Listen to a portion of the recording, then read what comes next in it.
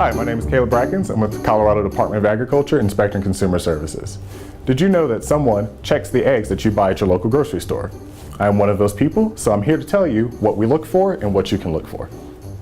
When we begin an inspection, there's several things that we look for on the carton itself.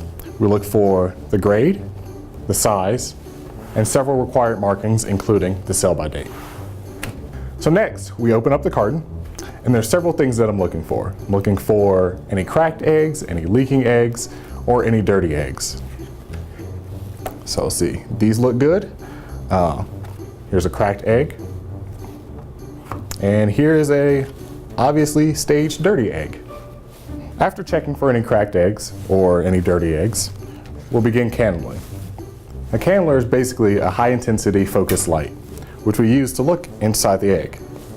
When we're looking inside the egg, we're checking to make sure mostly that there's nothing you don't want to eat in there. The other thing that we look for is we also look at the air cell at the top. The air cell basically determines the quality of the egg, whether that be AA, A, B, so on and so forth. The air cell grows over time because the eggshell itself is porous. So the longer that an egg sits there, the bigger this air cell will be. The way we determine the quality of the egg is by using an air cell gauge to measure the size of the air cell. Basically, the bigger it is, the lower quality. The smaller it is, the better quality.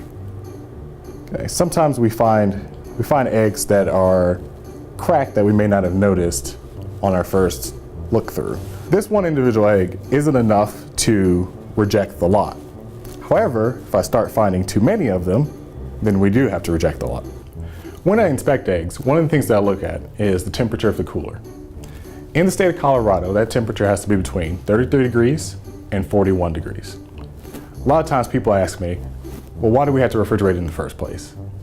Well, in America, when we process eggs, we wash them. And when we wash them, that removes the natural protective coating on the egg. So we refrigerate them to help keep them safe. You may be saying to yourself, but Caleb, I don't have a fancy cannler and egg gauge. How can I check eggs myself? Well, there are ways to do that.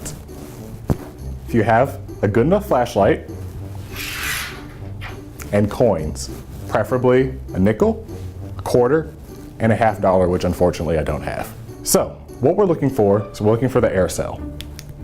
The air cell can be found in the fat part of the egg, right about there. So using the coins, we can compare them to the size of the air cell to determine the quality of the egg. A nickel is AA, quarter is single A, and a $50 would be B.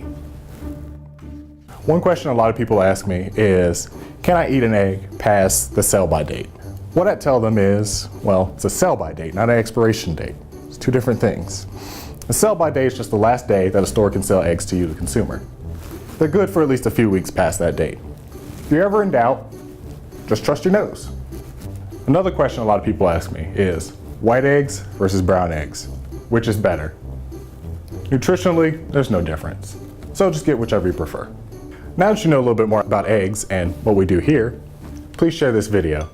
This is the Eggman signing off.